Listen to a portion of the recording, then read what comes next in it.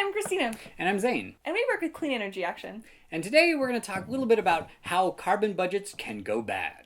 Alright, so just as a recap, last time we talked about carbon budgets and the fact that we have about 1,000 gigatons of CO2 to emit for the next century, for all of humanity. The easy part here is figuring out what the global budget is. That's a science problem, and scientists have given us a pretty firm number on that. It's around 1,000 gigatons if we want to stay below 2 degrees C. The hard part is deciding who gets it and when. What are we going to use that limited budget for, and who is going to use it? Just real briefly, there's the US EIA, which stands for the United States Energy Information Administration. And then there's another body called the IEA, or International Energy Agency, which does a very similar thing, kind of collecting and disseminating data about energy, not for the US, but for the OECD. So the OECD is the Organization for Economic Cooperation and Development. Wah, wah. Which is really a fancy way of saying the club of rich people. Including us. Indeed. Indubitably, yes. The IEA is the energy policy wing of the OECD, and they've done their own kind of budgeting exercise, saying, all right, well, we got 1,000 gigatons to work with. How are we going to split it up between, the OECD countries and also the rest of the world? How do we get on this track of talking about carbon budgets anyway? We started focusing on this because we focus on the electricity market in Colorado. And we wanted to see how much we needed to reduce our emissions in the electricity sector to stay below the 2 degrees C. So even without a global treaty, which everybody's agreed to, it's still a useful exercise to work through some kind of carbon budgeting. Because you can't know as a nation or as a state within a nation or a city or an individual how much you really have to do your part unless you know what your per person budget or for all the people in your city budget or for all the people in your country budget looks like. The IEA did its own carbon budget and broke it down on the global scale from the OECD to the non-OECD and broke it down by the individual countries. And since the IEA is this big reputable organization, we figured that was a pretty reasonable budget to work with, looking at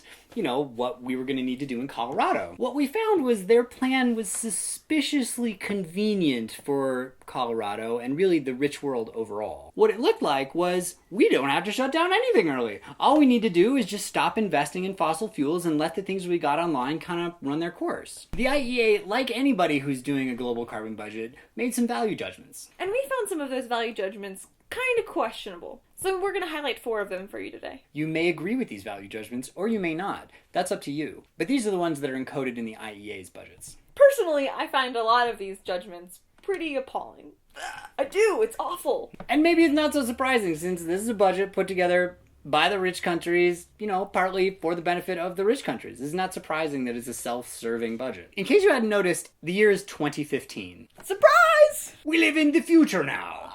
A little bit of basic arithmetic tells you that means there's 85 years left in the 21st century. And like we said last time, if we keep doing what we're doing, we're going to run out of carbon budget by around 2030. That's only 15 years from now. And remember, we have 1,000 gigatons of CO2 that we can emit for the rest of the century, for all of humanity. So until 2100. 2100 kind of sounds like the future from science fiction, but actually, if you've got little kids, they're probably going to be alive in 2100. Unfortunately, the IEA's budget only goes through 2050. And there's only 35 years between now and 2050, but 50 years after 2050. Math. Whoa.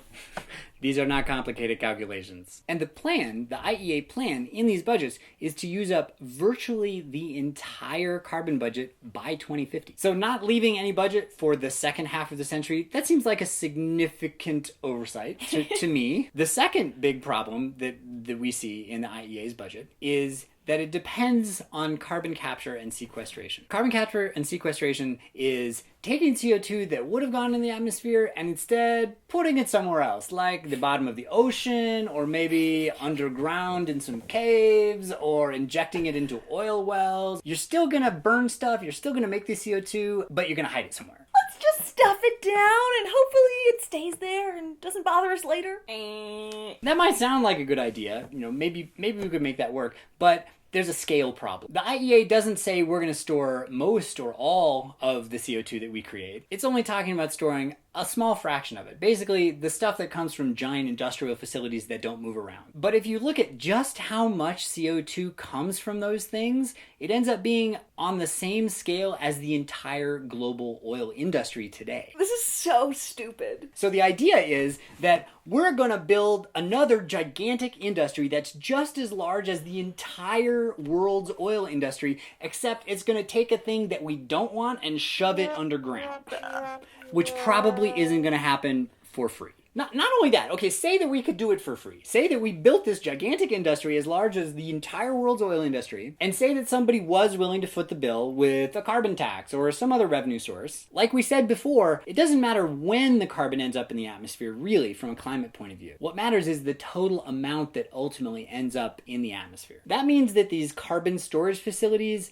can't leak at all. If they leak even just a little bit, even just 1% per year or 0.5% per year, then we're all screwed. We're all screwed. That's like, then actually it's useless that we shoved it underground in the first place because it ends up in the atmosphere anyway. Where is the safety margin? Turns out this idea that I think is really stupid, other people also now think is really stupid. The US Department of Energy just defunded its clean coal program because it's really expensive and it probably wouldn't work in the long run. And actually there are better ways to reduce emissions. Like electricity that doesn't generate CO2 in the first place. Ding, ding, ding, ding, ding, ding, ding, ding. Alright, so stupid thing number 3 is when these emissions actually peak. They assume we get to work right now on a global scale of coordinated action similar to, say, World War II, except with everybody on the same side. Which is totally great in that it shows that we can actually do this. This would be a great idea. We're all for it. Totally. But it's unrealistic to think that these large economies are going to shift so quickly. Trillions of dollars have been invested in doing things the way we're doing them now. And while they do need to change dramatically, very quickly, unfortunately, the economy has a lot of inertia. In fact, sometimes they assume that these emissions have actually peaked in the past.